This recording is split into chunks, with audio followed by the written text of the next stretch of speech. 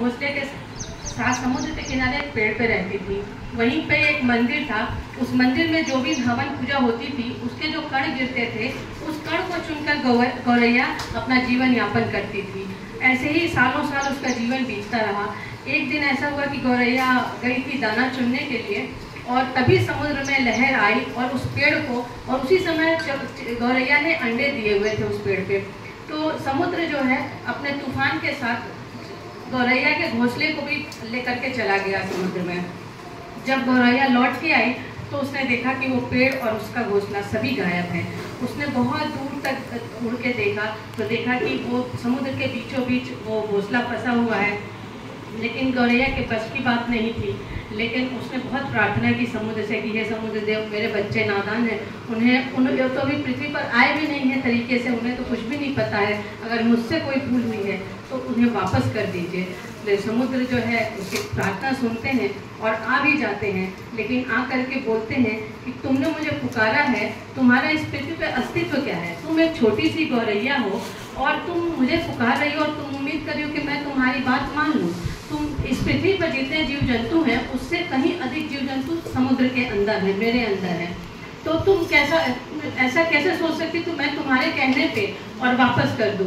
तो ऐसा तो नहीं हो सकता। चिड़िया बहुत उनसे प्रार्थना करती है कि नहीं, मेरे बच्चे हैं और अब मैंने कभी किसी का कुछ बुरा नहीं चाहा, कुछ नहीं बिगाड़ा है, आप उन्हें वापस कर दीजिए।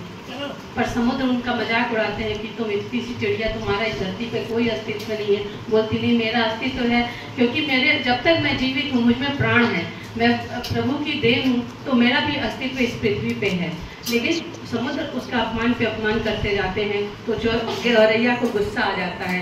वो बोलती है कि आप मेरी बात मान लीजिए, नहीं तो मैं आपको सुखा दूंगी। तो वो समुद्र देव और हंसने लगते हैं कि तुम मुझे सुखा दोगी? इतनी सी चिड़िया, तुम्हारी इतनी हिम्मत कि तुम मुझे सुखा दोगी? तो बोलते हैं कि हाँ, मैं सुखा सकती हूँ आपको। तो समुद्र देव बोलते हैं कि ठीक है। फिर बोलती ठीक है, मैं संकल्प करती हूँ कि मैं आपको एक दिन सुखा दूँगी। बोले तुम कई जन्म भी लोगी तब भी तुम मुझे नहीं सुखा सकती। बोले चिड़िया ने बोला कि आप देख लेना, मैं आपको सुखा के ही मानूंगी। समुद्र बोलते तुम लगी रहो, मैं तो चला, मैं कोई वापस नहीं करूँगा तुम्हारे बच्चे। अब चिड़िया को संकल्प तो ले ही लिया था, उसे भी पता था कि वो कुछ कर नहीं पाएगी, इतना छोटी सी चिड़िया, लेकिन उसने संकल्प लिया था और उसको समुद्र के अभिमान को छोड़कर। तो गौरैया हर बार जाती, एक अपने मुंह में उसके चोंच में जितना पानी आता वो लेके आती और दूसरी तरफ डालती। ऐसे निरंतर प्रयास में लगी रही। समुद्र देव भी देख के मुस्कुराते रहे कि कर लेने दो इसको, कुछ होना नहीं है इसका। लेकिन अपने संकल्प के साथ गौरैया लगी रही। अब गौरैया जाति के कुछ पक्षियों ने देखा कि ये अकेले लगी हुई है और गलत तो नहीं कह रही है, समुद्र ने गलत तो किया है इसके साथ, ऐसा करते हैं हमको इसकी मदद करनी चाहिए। तो कुछ गौरैया उसके साथ आ गए। ऐसे ही कुछ और पक्षी देखे कि ये हमारी ही पक्षी जाति की, भले हमारी जाति की नहीं है लेकिन हमारी पक्षी जाति की तो है ही, तो हमको इसकी मदद करनी चाहिए, अपने अधिकार के लिए लड़ रही है। तो ऐसे ही देखते हजारों लाखों सैकड़ों पक्षी जितने पृथ्वी पे थे वो सब चिड़िया के साथ में समुद्र को सुखाने में लग गए, लेकिन कभी कुछ हो नहीं पाया। तो ऐसे ही एक बार नारद जी भ्रमण करते हुए आकाश लोक से पृथ्वी पे देखते हैं तो देखते हैं कि ये सारे पक्षी कहाँ समुद्र में लगे हुए हैं। तो आके देखते हैं, पूछते भी हैं कि ये क्या कर रहे हो तुम लोग? तो लोग बोलते हैं कि हम समुद्र को सुखा रहे। तो नारद जी भी बहुत हंसते हैं, लेकिन चिड़िया जब बताती है कि हमारे साथ इनने ऐसा ऐसा किया है और मैंने संकल्प लिया कि मैं इनको सुखा दूंगी, तब नारद जी बोलते हैं कि तुम्हारी बात तो सही है, मुझे तुम्हारी मदद करनी चाहिए। तो वो बोलते हैं कि ठीक है। बोलते हैं मैं क्या कर सकता हूँ? वो सोचने लगते हैं तो बोलते हैं कि पक्षियों के राजा कौन है? गरुड़ देव। तो गरुड़ देव के पास वो जाते हैं, बोलते हैं कि आपके जाति के प्रजाति के चिड़िया इतनी परेशान है और आप यहाँ आराम से बैठे हैं, आपको कुछ करना चाहिए। बोले मैं क्या कर सकता हूँ? बोले नहीं आप कर सकते, आप जिन पूरे ब्रह्मांड को अपने ऊपर बैठा करके घुमाते हैं तो आप तो बहुत कुछ कर सकते हैं। उन्होंने बोला ठीक है।